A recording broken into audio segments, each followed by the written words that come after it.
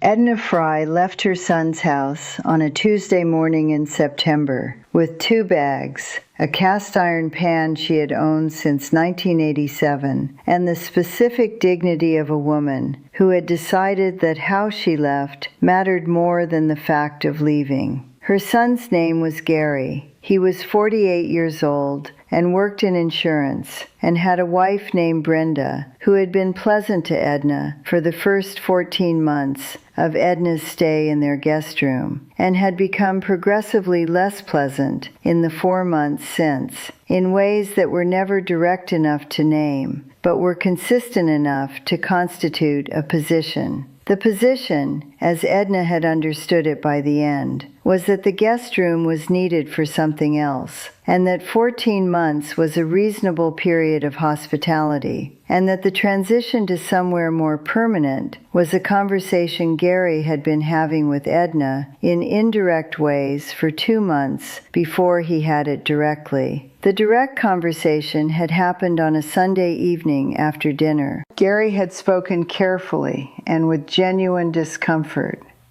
because Gary was not a cruel person, and he understood that what he was saying was difficult.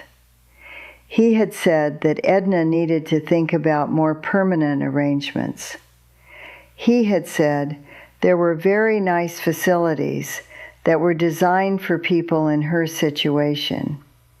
He had mentioned 2 by name, having clearly done research, which Edna had noted as evidence that the conversation had been planned rather than spontaneous, which meant it had also been decided before it was had.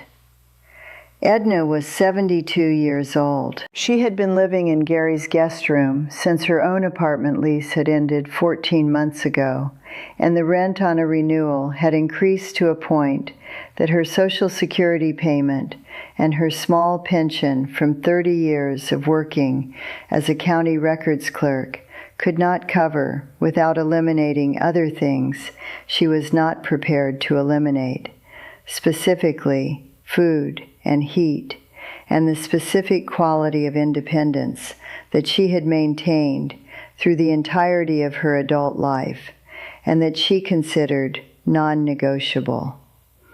She had no savings of consequence. She had the cast iron pan and the 2 bags and a 2004 Toyota that ran with the reliability of something that had been properly maintained by someone who understood that a car was the difference between options and no options. She had Gary's business card with the names of the 2 facilities written on the back, which she put in her jacket pocket and did not look at again. She drove north, not because north was a plan, because north was the direction of the town of Millard, which was 60 miles away, and where her grandmother had lived, and where there was a property that had been in the family's name for as long as Edna could trace the family's name, which was long enough that the property taxes had been the subject of a conversation between Edna and a county records office she had called 3 years ago when she was still in the apartment and still had the appetite for administrative research that her 30 years of county work had given her. The property was a piece of land on the edge of Millard, 3 acres, mostly overgrown, with a structure on it that the tax records described as a residential dwelling in poor condition, which was the language the county used for buildings that were standing but not adequately, and that required significant attention before the description could be upgraded to any of the more optimistic categories. The residential dwelling had been her grandmother's house, Agnes Fry, who had died 17 years ago at the age of 91, with her mind clear and her opinions undiminished, and a relationship to the land she had lived on for 60 years that was the relationship of a person who had grown something from nothing and knew precisely what that cost and precisely what it was worth. Edna had inherited the property by default when Agnes died, as the only remaining family member with a direct connection. She had done nothing with it. She had paid the property taxes each year from her county salary, a modest but consistent amount that she had managed without difficulty. And she had told herself she would deal with it eventually, and eventually had not arrived for 17 years because the apartment had been sufficient, and the distance had been considerable, and the inertia of a life that was adequately managed produced its own gravitational field. Now she was driving north in a 2004 Toyota with 2 bags and a cast iron pan and no plan beyond the property on the edge of Millard that she had been paying taxes on for 17 years and had not seen in approximately 12. She arrived in Millard at 2:30 in the afternoon. The town was smaller than her memory of it, which was the way towns from childhood were always smaller when the childhood had grown up and the scale of comparison had changed. A main street with a hardware store and a diner and a post office and a feed store that also sold general supplies and had a bulletin board outside with notices that included a coyote warning and a lost dog and a community meeting about road maintenance and a handwritten card advertising firewood for sale that Edna looked at for a moment before she drove on. She found the property without difficulty because the land itself was familiar in the way that the body remembered places the mind had let go of. The specific shape of the road's curve before the turn onto the track, the stand of old oak trees along the boundary that had been large when she was a child and were larger now in the way of oaks, which had their own relationship with time. The house was worse than poor condition. The county record's language had been accurate in its way, but had not conveyed the specific quality of what 17 years of vacancy had produced in a structure that had not been in excellent condition when Agnes died.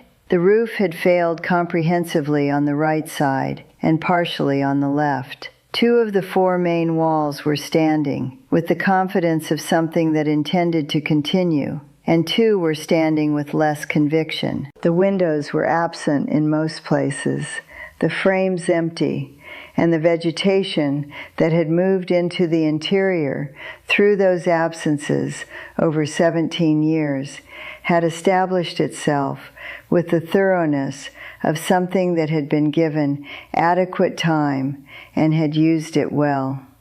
Edna sat in the car and looked at it for a while. She was not discouraged.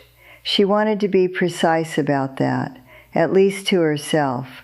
She was not looking at the house and feeling the despair of a person whose last option had revealed itself as no option at all. She was looking at it with the specific, clear attention of a person who had spent 30 years reading county records and understood the difference between a problem that was terminal and a problem that was merely large. She got out of the car. She walked the property. She walked the full boundary of the 3 acres, which took longer than it would have taken her at 40, because the overgrowth was significant and because she was thorough. She assessed what she could see and noted what she could not yet determine. She looked at the oak trees along the boundary, which were healthy. She looked at the open land at the back of the property, which had been a kitchen garden when Agnes was alive and was now a tangle that contained, she could see even through the tangle, the structure of something that had been well designed.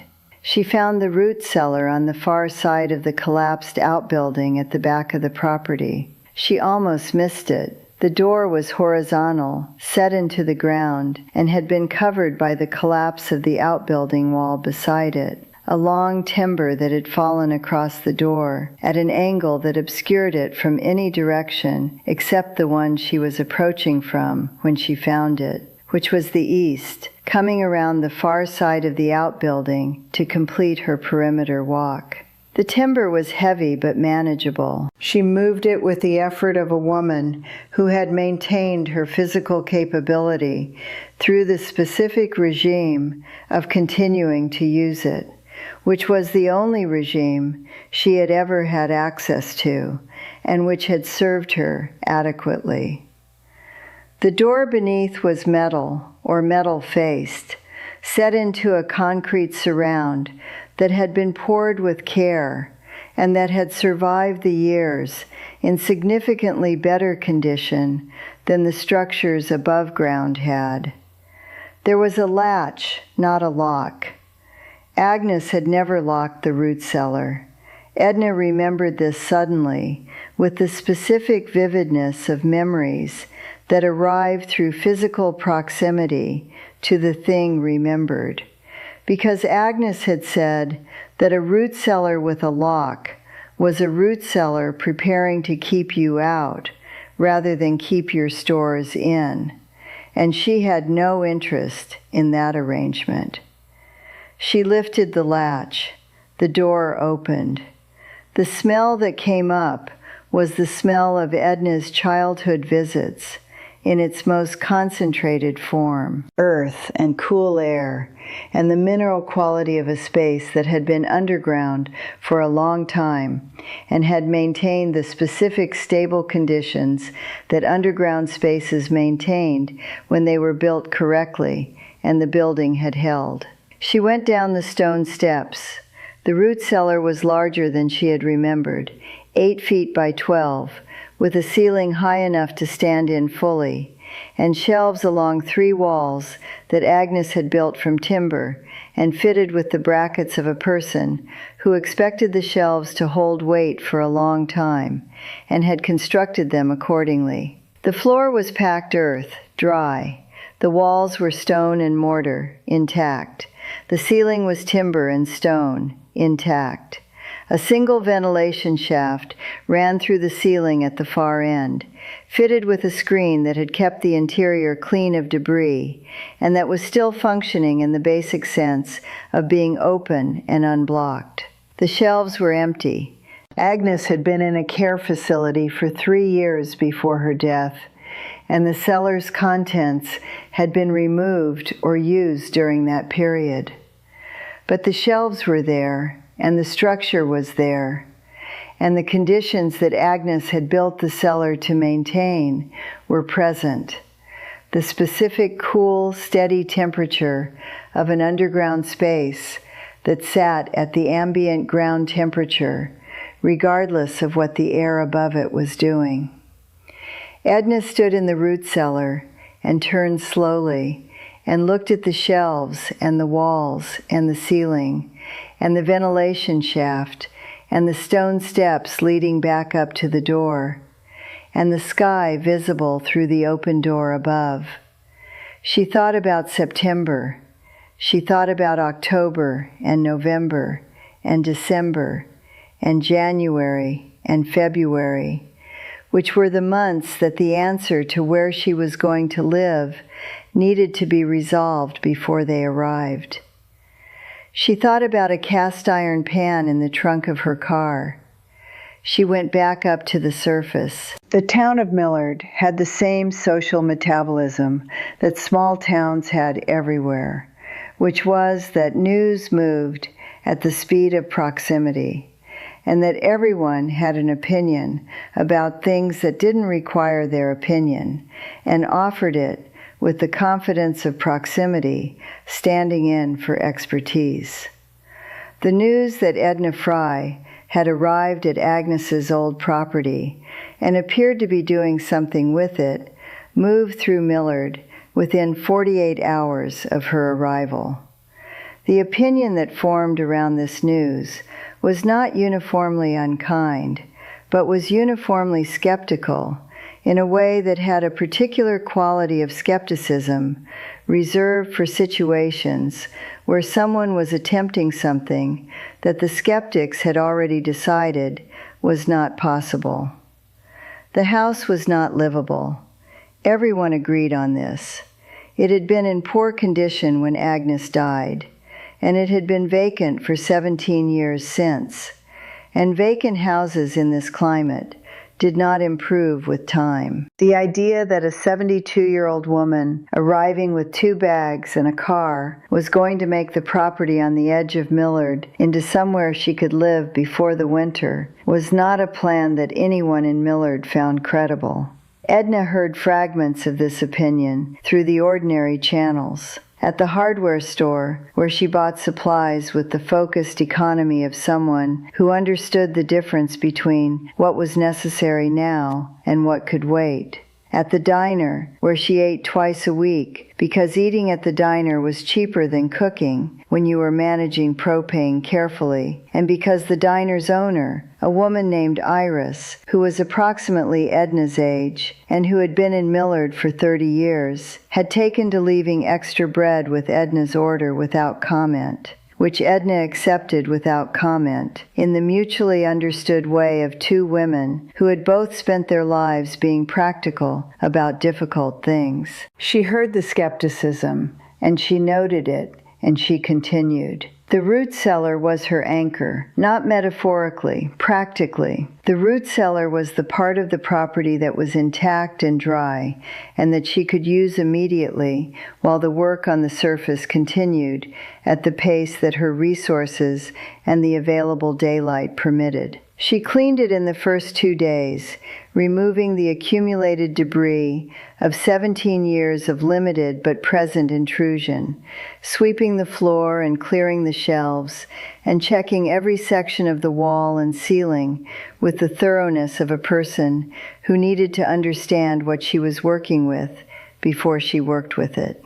It was sound. Agnes had built it in the 1950s with the materials and methods of a woman who had grown up understanding that things built correctly lasted, and things built quickly did not. And the root cellar reflected this philosophy in every aspect of its construction. The mortar was intact throughout. The timber of the shelving was dense and dry, and had not been compromised by the moisture that would have destroyed lighter material.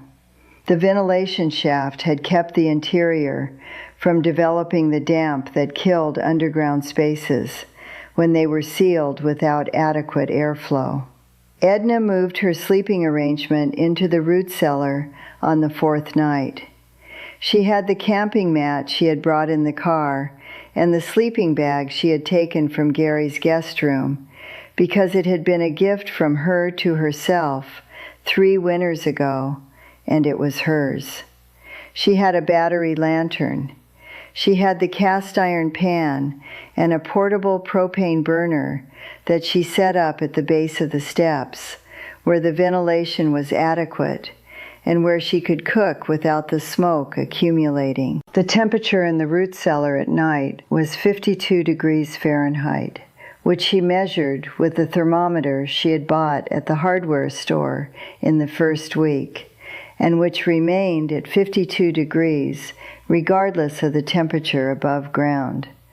This was the specific thermal property of underground spaces, the buffering effect of the earth mass around them, maintaining a temperature that reflected the annual average of the region rather than the daily or seasonal variation. 52 degrees was not warm by any standard, but it was not the 38 degrees that September nights in Millard were delivering above ground, and it was not the temperatures that October and November and December would deliver, which Edna had looked up, and which went considerably below 38. She slept better than she had slept in Gary's guest room. She worked on the house through September and into October. She was not working toward a house she could live in by winter. She was clear-eyed about the timeline and the resources and what was possible within them. She was working toward a house she could continue working on through the winter, which was a different and more achievable goal. She focused on the roof over the 2 walls that were sound, which created a dry section of approximately a third of the original floor plan that she could work in and store materials in, regardless of weather. She focused on the window openings in that section, fitting temporary covers that were not glass, but were weatherproof enough to constitute a material improvement over open frames. She worked alone for the first 3 weeks. Then a man named Earl, who ran the feed store and who had been watching her truck go past every morning toward the property, stopped her on the main street on a Wednesday and asked what she was using for roof material. She told him. He said he had a quantity of metal roofing sheet from a project on his own property that was surplus and that was sitting in his barn and that she could have for the cost of moving it. She said she would need help moving it. He said he could arrange that. Earl came the following Saturday with his adult son, and they moved the roofing sheet in the morning and stayed for the afternoon and helped her fit the first section over the sound walls. And Edna cooked lunch on the propane burner at the base of the cellar steps, and they ate it sitting on the ground because there was nowhere else to sit, and nobody commented on this.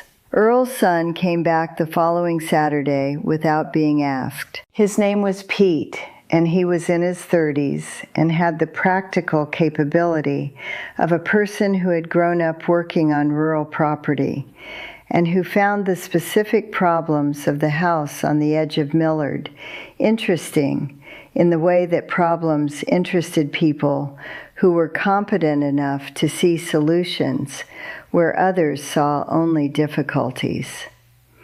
Iris from the diner stopped by on a Tuesday afternoon with a woman named Helen who had retired from the county extension office and who looked at the root cellar with the professional attention of someone who understood exactly what she was seeing and what it meant. Helen said Agnes had built it right. Edna said Agnes had built everything right. Helen said she knew.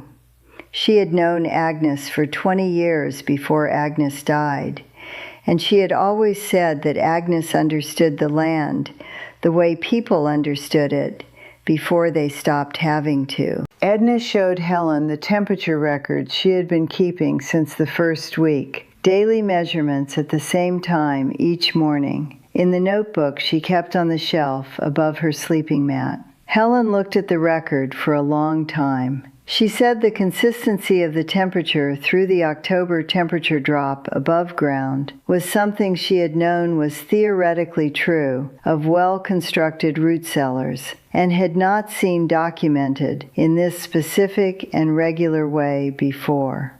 Edna said she had 30 years of records management experience, and that documenting things was what she did with information that seemed important. Helen said she thought the documentation was going to be useful. Edna asked useful for what specifically? Helen said she thought Edna was going to understand the answer to that question better after the first winter had passed. November arrived in Millard, with the specific authority of northern winters announcing themselves. A change in the quality of the air that was less about temperature than about the character of the light and the way the land responded to it, drawing into itself with the patience of something that had done this many times and knew what was coming and had its own preparations underway. Edna's preparations were also underway. The roof section was complete over the 2 sound walls, and the dry workspace beneath it had been used through October to begin the interior work, the insulation of the wall sections, the preparation of the floor. She had a wood stove in the dry section now, donated by a farmer 12 miles out, who was replacing his with something larger, and who had heard about Edna through the specific information network of a rural community that had decided, gradually and without formal announcement, that she was someone worth helping. The stove heated the dry section of the house adequately for the work she was doing during the day. At night, she continued to sleep in the root cellar. The root cellar in November was 51 degrees, 1 degree cooler than September. The temperature above ground in Millard in November was regularly below 20 degrees at night.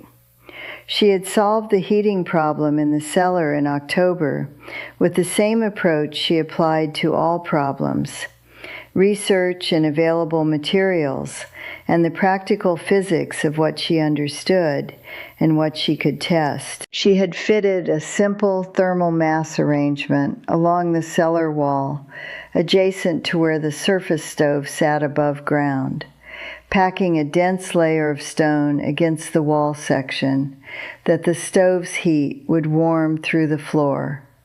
A minor version of the principle that had been used in various forms in heated floor systems throughout human history, and that she had arrived at through the specific logic of her situation and the specific reading she had done in the Millard Library on the 2 days a week it was open. The cellar at night in November, with the stone mass warmed by the stove above, was 58 degrees. She noted this in the notebook on the shelf. The first significant snow came in the 3rd week of November. Not the polite early snow of a winter feeling its way in, but a serious snow, 8 inches overnight, with more following through the morning. The kind that Millard residents discussed in the specific language of people for whom snow was not weather, but a condition of life that required respect and preparation. Edna woke in the root cellar at her usual time and lay for a moment in the 58-degree air and listened. The silence above the cellar door was the specific silence of snow, which was different from the silence of a clear night in ways that were immediately identifiable to anyone who had lived in snow country. Dense and absorbed and absolute in a way that clear night silence was not. She dressed and went up the steps and lifted the cellar door. 8 inches on the ground, still falling, lightly now, with the quality of a storm that had said most of what it had to say and was finishing rather than building. The temperature above ground was 12 degrees. Her breath was immediately visible. The property was white and still in the early morning, in the way of a landscape that had been reorganized overnight. She went back down the steps. She made tea on the propane burner and cooked oats in the cast iron pan and sat on her camping mat and ate breakfast in 58 degrees while 12 degrees operated above her head. She wrote the date and the temperatures in her notebook. Then she got dressed for outside and went up to start the surface stove and begin the day's work. The skepticism in Millard had a different quality after the first snow. Not gone. Skepticism in small towns was rarely eliminated by evidence, because the evidence was not what the skepticism had been about in the first place.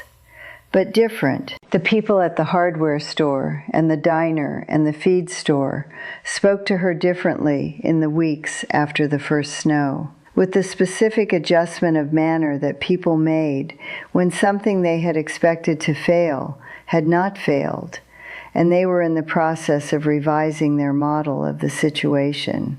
Earl said at the feed store that he had not expected her to get through to November. Edna said she had noticed. He said she had proved him wrong, and that he appreciated that being done quietly rather than with comment. She said she had no interest in making it into anything beyond what it was.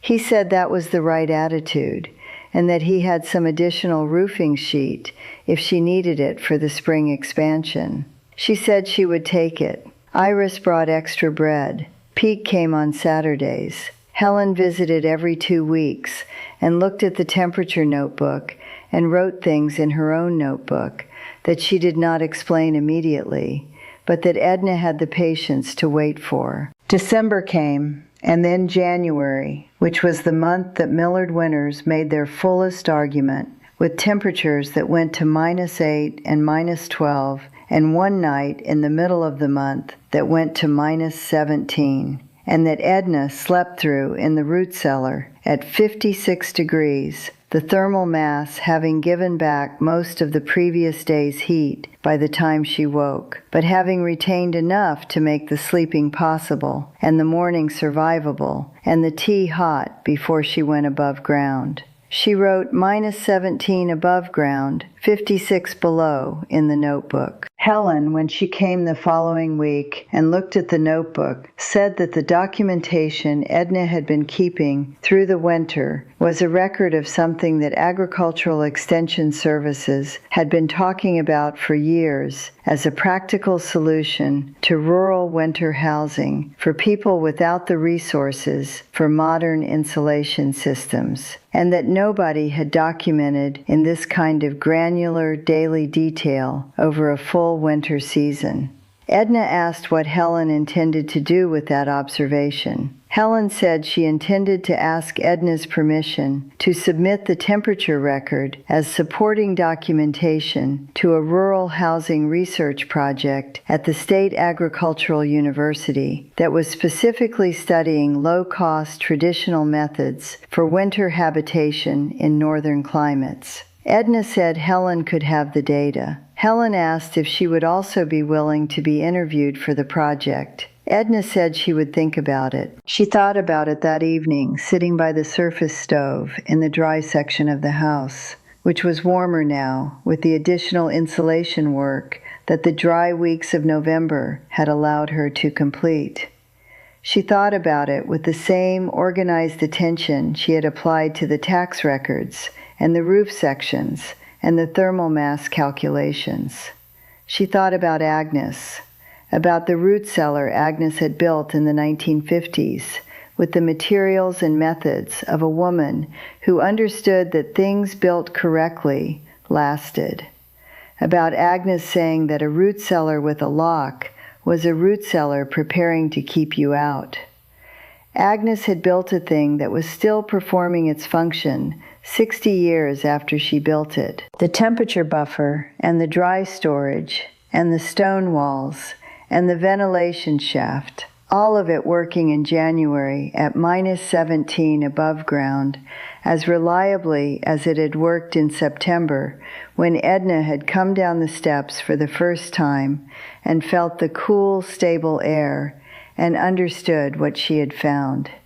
She had not invented the root cellar. She had found it and understood it and used it and documented what it did through a winter that the people at the hardware store and the diner and the feed store had not expected her to get through.